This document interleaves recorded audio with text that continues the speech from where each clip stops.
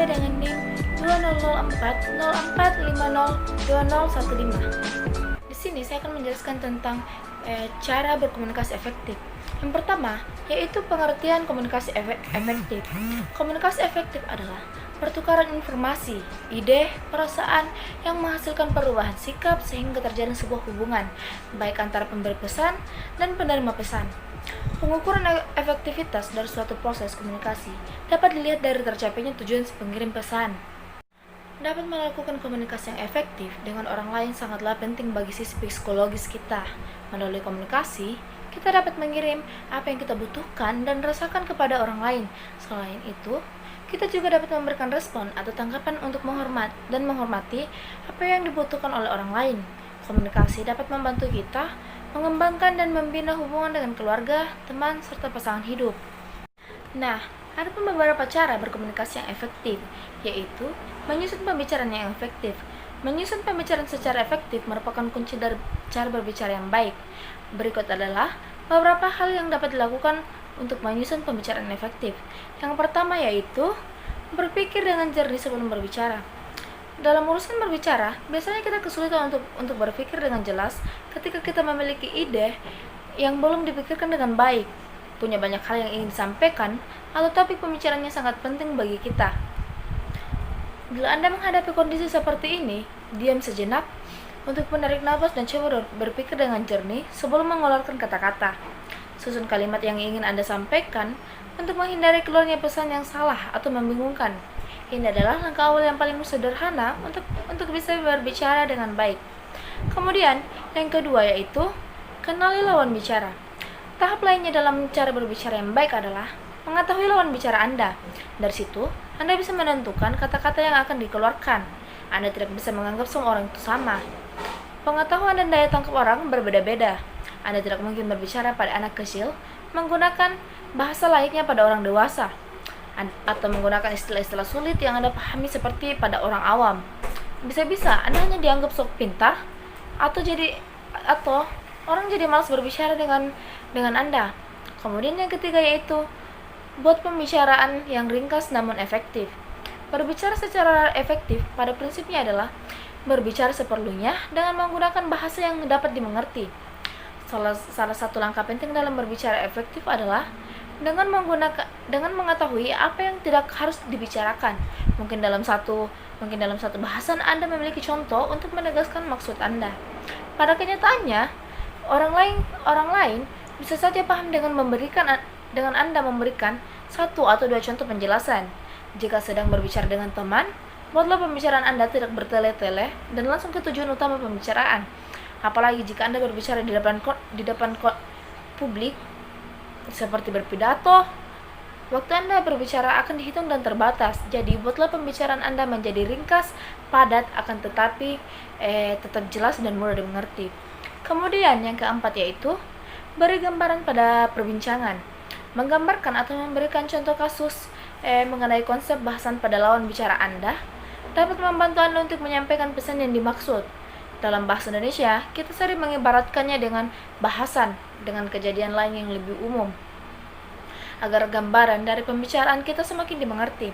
Kemudian yang kelima yaitu hindari kata-kata pengisi yang tidak penting. Misalnya, jadi, ya, dan lainnya. Ketika kita ingin mengisi kekosongan dalam pembicaraan atau membutuhkan jeda untuk berpikir, sesekali mungkin tak mengapa menggunakannya. Namun jika terlalu sering mengeluarkan kata tersebut, nantinya Anda hanya akan dianggap tidak jelas dan tidak percaya diri. Apalagi jika ada kaitannya dengan hubungan pekerjaan. Penggunaan kata-kata tersebut menunjukkan jika Anda kurang fasih dan tidak profesional. Jangan takut untuk mengambil jeda dengan diam sebentar. Adanya keheningan akan membuat proses berpikir dan masih dianggap wajar dalam berkomunikasi. Kemudian, ada pun cara berbicara yang baik yaitu yang pertama, mulai berbicara dengan volume yang sesuai. Lihat situasi di mana Anda mulai berbicara. Apabila hanya ada berdua, sebaiknya gunakan suara yang lembut namun tetap terdengar. Sedangkan jika Anda berhadapan dengan lawan bicara dalam kelompok yang banyak, gunakan suara yang lebih nyaring.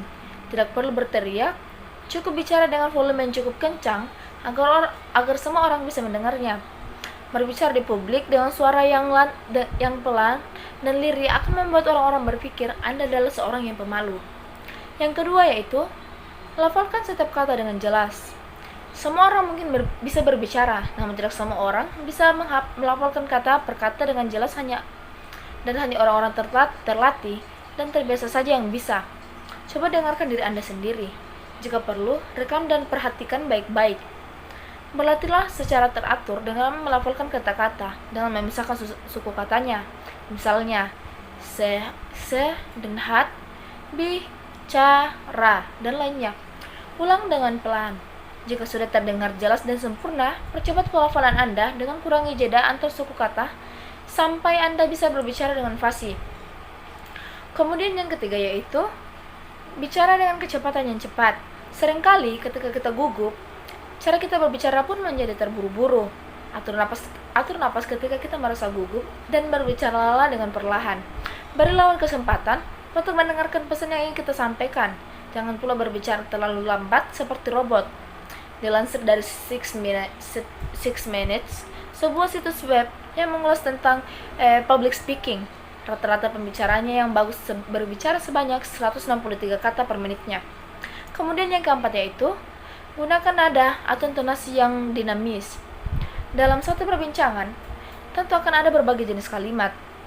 Mungkin akan ada kalimat pertanyaan atau satu kalimat yang lebih penting untuk Anda tekankan. Dengan memilih intonasi yang tepat, maksud Anda akan lebih mudah dimengerti oleh lawan bicara. Contohnya, ketika bertanya, gunakan intonasi nada yang lebih tinggi di bagian akhir pertanyaan. Kemudian yang kelima yaitu, perhatikan postur tubuh Anda saat berbicara. Cara Anda duduk atau berdiri dapat mempengaruhi cara Anda berbicara. Menurut kata Devor, pelatih public speaking dari Chicago, berdiri atau duduk lurus memungkinkan Anda untuk bernapas dengan benar, memberi kekuatan dan kejelasan suara yang lebih besar. Menggerakkan bagian kepala juga bisa membuat perbedaan. Jika Anda mengangkat dagu dan sedikit memberikan kepala, Anda dapat memotong sebagian resonansi dan membuat suara Anda terdengar lebih jernih. Jangan mengencangkan bahu dan jangan membungkuk, karena bisa membuat suara Anda terdengar kurang bagus. Nah, itulah tadi beberapa cara berkomunikasi dengan efektif. Lebih dan kurangnya mohon dimaafkan. Assalamualaikum warahmatullahi wabarakatuh.